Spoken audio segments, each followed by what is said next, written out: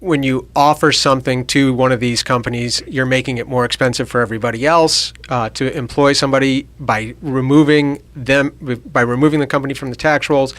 At the local level, you're increasing the burden on everybody else to pay for those things. So you're saying to everybody who's already here, who hasn't received those incentives, sorry, we like these guys better than everybody who's already here. And that's really why some people term this a carve-out, because that company is literally carved out of their responsibility for at least a portion of providing services, et cetera, right. And the burden shifts to the other people who don't have the special incentive. Right, which leads to the chocolate cake problem, is that if it's either we're going to give incentives or they're going to go someplace else, and which goes to the bachelor thing, right? Somebody's going to win a rose.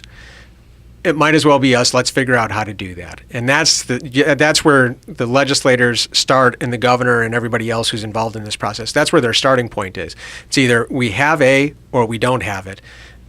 It would be better to have it, or at least we should put the show forward that we're trying to get it, because not all of these incentives actually pan out, and it comes down to strategic decisions on behalf of the companies. And so it's as much about making the effort to bring them in as it is about actually following through.